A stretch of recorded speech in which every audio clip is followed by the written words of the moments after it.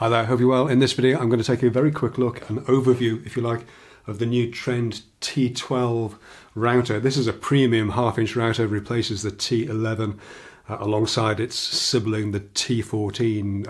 I'm particularly interested in these because they represent the first that I've come across of the routers that have been reworked, re-educated to comply with the new legislation that came in December last year. I talked about this a little bit when I did my router bench build. The legislation affects all new routers going forward. So we'll get into the details of that a little bit later on. I must say to start with that this tool has been supplied by Trend and been paid to make this video to say nice things about the product, which is just as well.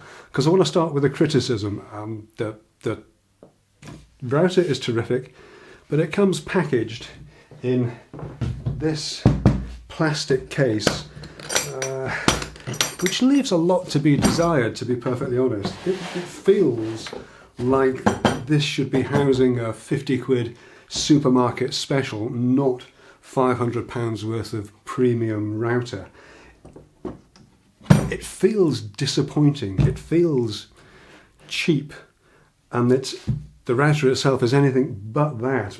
Other things too, Trend have split their two routers out between two functions, their premium handheld router, the T12, and the T14, which they're touting as a workshop router, so much more workshop based. So this is the tool that's going to be carried around in this case from job to job. The only way I can get this tool back in this case once I've attached all the extractor gubbins is by giving it a full plunge, locking it, and then I can just about shoehorn it back in. But I still haven't figured out a way of getting the side fins in without taking the rods off, so they're going to be rattling around in there while you're carting this around. It's just not a great feel when it comes to a first impression. Fortunately, we can put all that to one side and take a look at the router itself.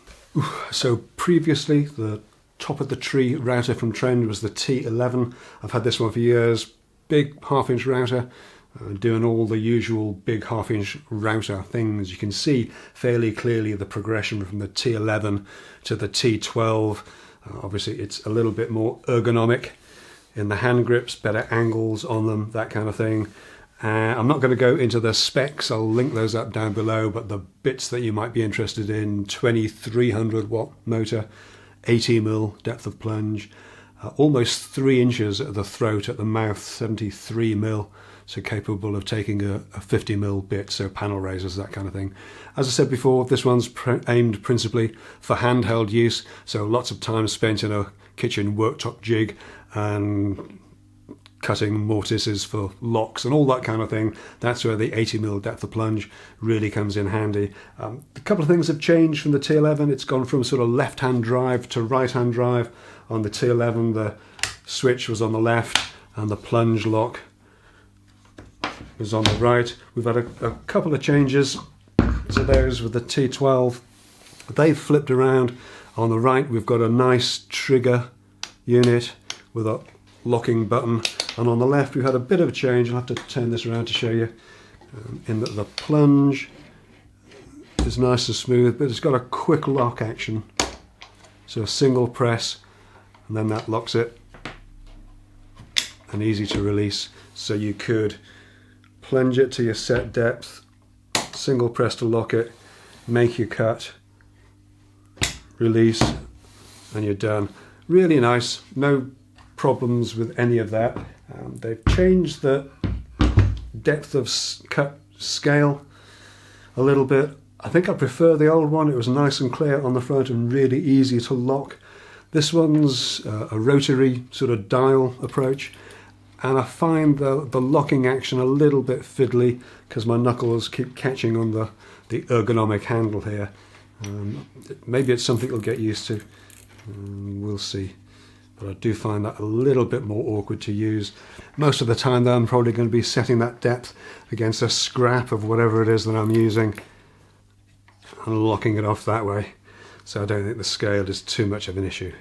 Now, I said earlier on that these two routers, the T12 and the T14, were the first two that I'd come across that are compliant with the new legislation that came in last year. I'll link the relevant documents up that I know about down below. But basically, it's probably easier if I show you what that legislation means. It comes from the IEC, the International Electrotechnical Commission. So it is an international governing body. So it is going to affect absolutely everybody and all routers. Let me show you what the issue is. So before December, you could buy a new router like this, Trend T12, and you could switch it on, and that would work fine.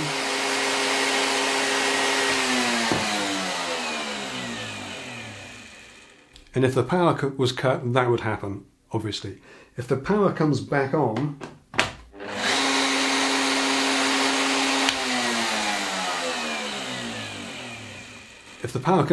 that just starts up again. Now, obviously, you can see the safety implications of that. If that's upside down in a router table, for example, most people, myself included, would plug that into an NVR, a no volt release switch.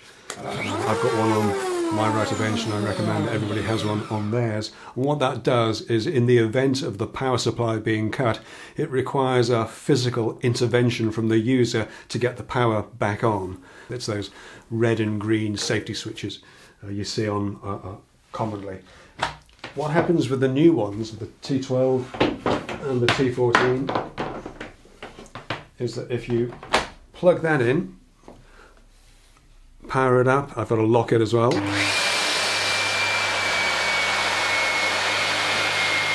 if there's a power cut, you get the same thing happening.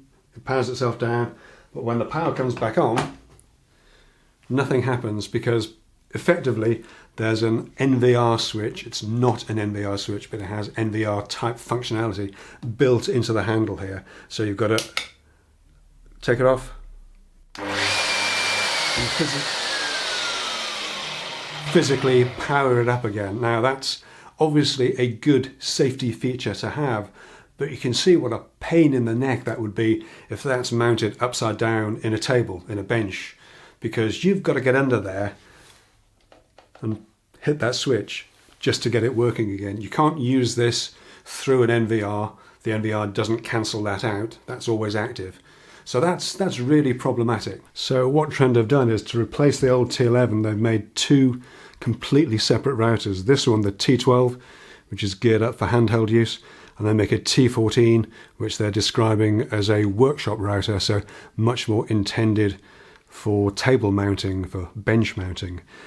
And on the T14, what they do, which is quite clever, they have an extension, electrical extension, that plugs into the left-hand side in this left-hand hand grip here on the T14.